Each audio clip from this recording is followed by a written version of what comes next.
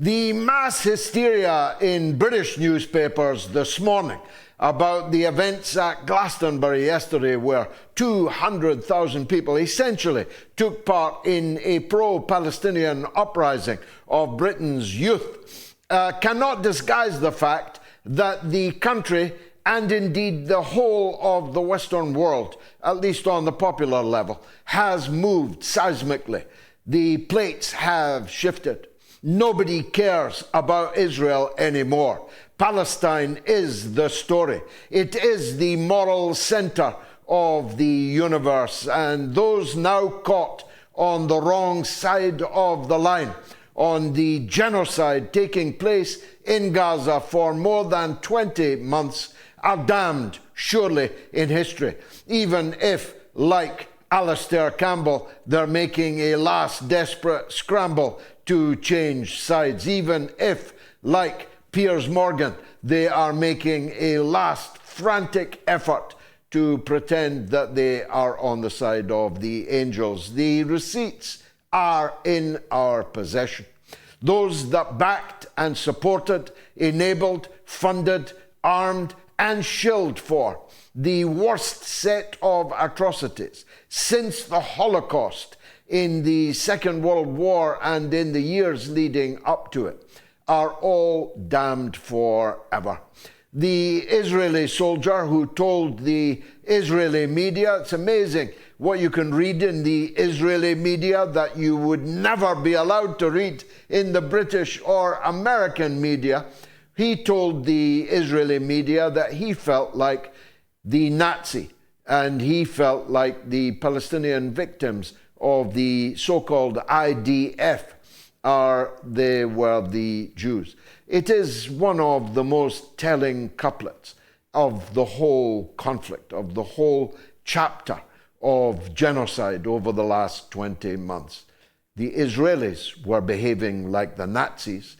The Palestinian victims were like the Jews. He is a student at Harvard University, and as students do, he had gone back to Israel to get into uniform, climb behind an automatic weapon, and go killing Palestinian children in Gaza. And he would ordinarily have been welcomed back at Harvard, ordinarily have been welcomed back to his bank job or any other kind of job that these expatriate Israelis currently do. One of them was a university chaplain in Manchester University, came back from killing Palestinians in Gaza and wondered why the students didn't welcome him back with open arms. But this soldier in question would ordinarily have been more than welcome back at Harvard, but now he's facing expulsion. Not for the crimes that he committed in Gaza, but for the words that he used in describing them. I just felt that this was, if you like, the peak or the trough of the current situation that we are in. I just felt that that couplet, we were the Nazis, they were the Jews, summed everything up. The mass slaughter continues.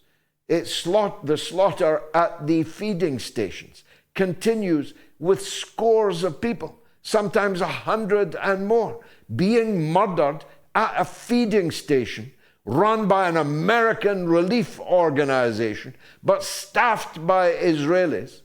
That feeding station is supposed to be the concession that the international community made to the presence of famine stalking the land. But virtually every single day, scores, when it is not hundreds, of Palestinians are murdered there as they desperately seek food and water. It is now, again, according to a Harvard University study, likely that we have been grossly underestimating the number of Palestinians killed in Gaza over the last 20 months.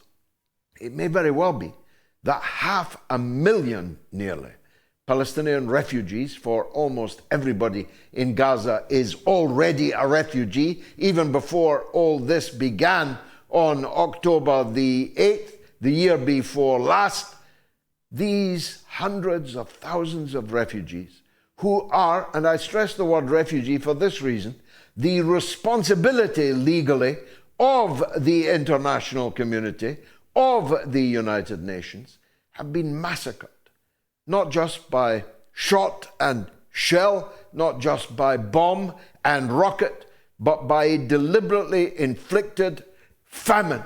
They have died of thirst. They have died of lack of food.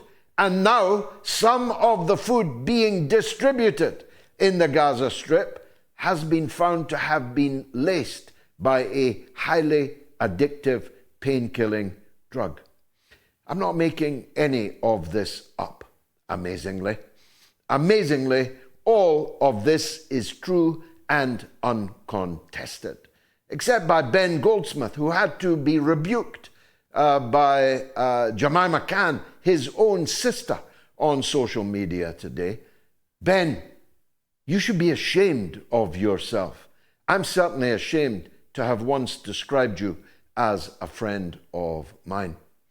It's not been debunked, Ben. It's been proven. It has been proven by the Israeli media themselves.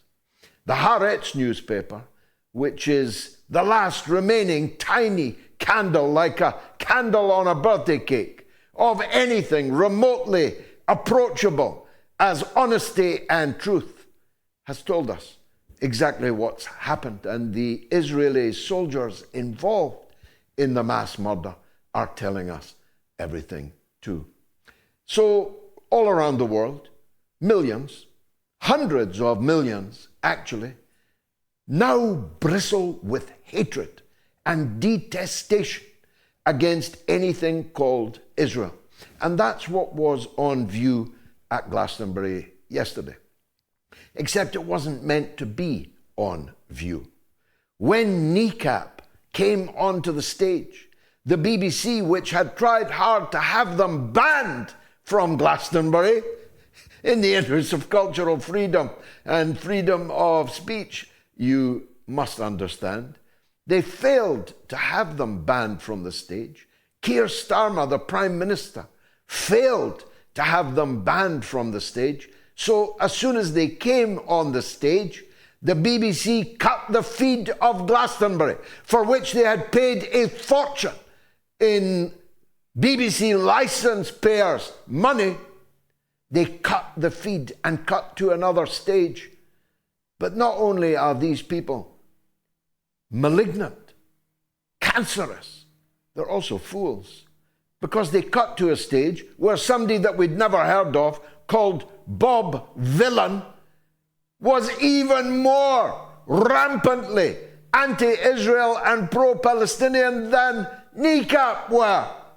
I'm not going to repeat the words that he said, although the people who are in a paroxysm of fury about the chant that he led have been utterly silent, while children have been murdered in their thousands upon thousands upon thousands. And you have been silent, and you want to get us riled up about a chant at Glastonbury? What kind of hypocrites are you?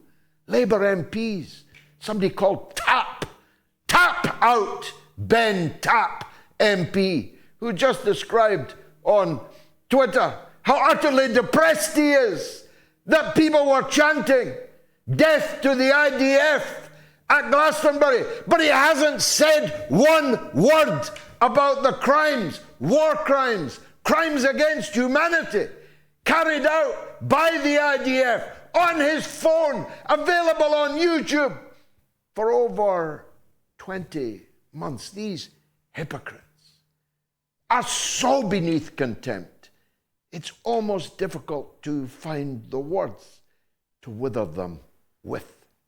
But they cut to Bob Villain, who presumably is now an international superstar. I'd never heard of him before. His music's not my kind of music. Has gone viral everywhere. And I'm sure his downloads on Spotify are doing well also. He turns out to be a man with a double-barreled name from the United States who's been supporting Palestine since he was 15 years old. So the BBC could easily have checked his social media when they cut from Kneecap to him, but they're idiots as well as knaves. Kneecap themselves, well, they seem to have had a relatively uncontroversial outing at Glastonbury, and good luck to them, because, as Mo Chara, the lead singer, said when he came on the stage, "I am a free man." Most of us thought it was a metaphor, but it was literally true.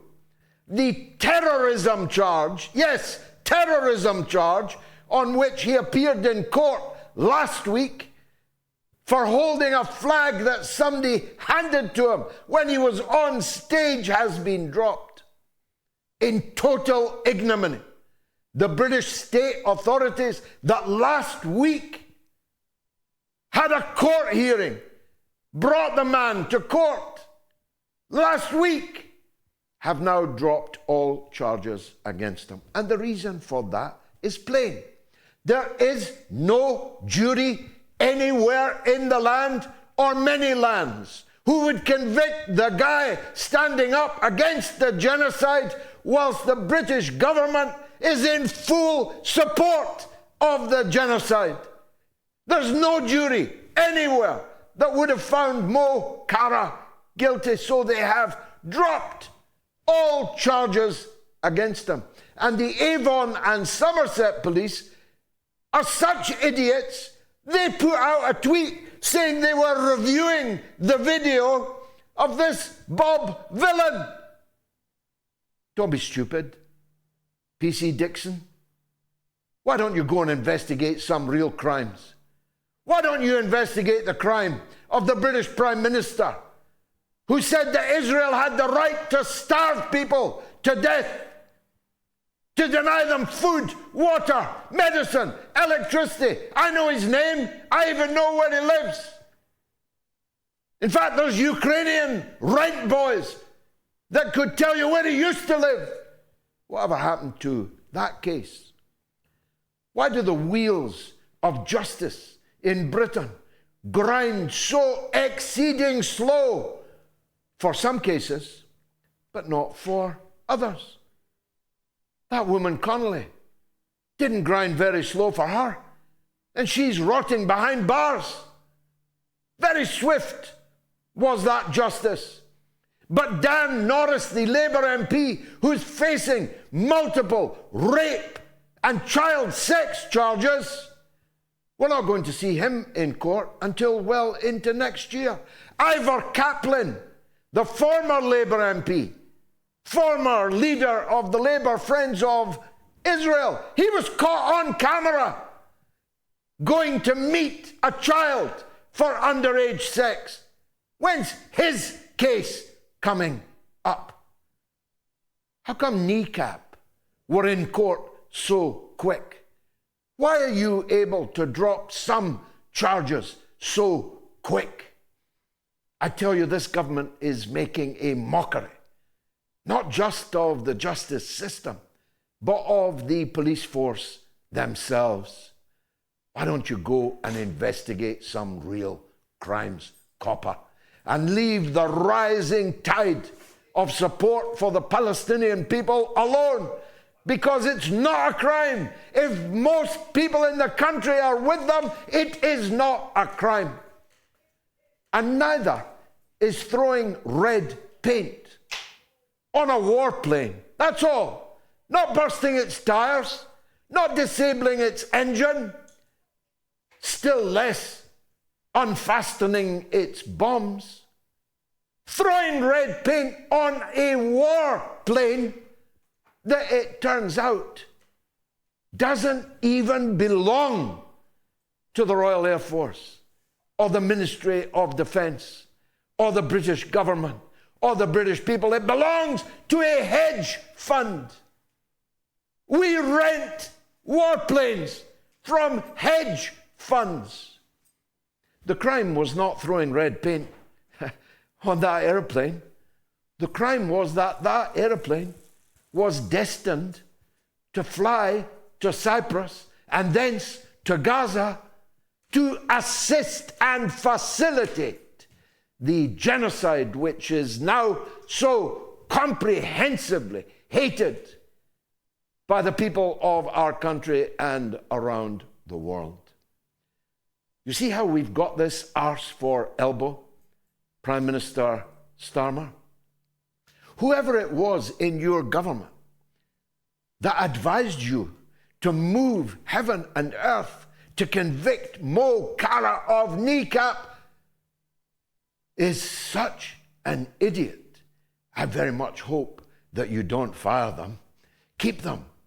Let them make mistake after mistake so that your premiership is soon nailed in its political coffin, as it is surely destined to do. Now, we ran a poll this evening. Will the Israel-Iran ceasefire hold? 31,721 of you have already voted, but I can give you the answer, though you're welcome to keep voting. Netanyahu was supposed to appear in court tomorrow. The judge was not moved by Donald Trump's order to the Israeli justice system to drop the charges against his war hero buddy, Benjamin Netanyahu. But the judge says, fuck off, Donald. This is a court. You don't get to order us what to do. And so Netanyahu was due in court tomorrow. But now he isn't. And he isn't because in a late night and secret session last night, the Israeli armed forces and the Mossad and Netanyahu himself persuaded the judge there's going to be very, very big events this week. And it would be very inconvenient to the Zionist state if the Prime Minister were in court at the time. So it's not going to hold. And our old friends, Channel 13 in Israel, have just announced that there's going to be massive military action launched this week by Israel against Iran. And this time, they said, it will be unexpected. Like the last time, the sneak attack, which killed so many Iranians, families, women, children, neighbors of scientists and other public officials in Iran. Oh no, this time it's going to be unexpected, which may very well mean that it is happening right about now. I hope that Iran is better prepared this time than it was last time. I have a strong feeling that they are. This is the mother of all talk shows. Stay tuned.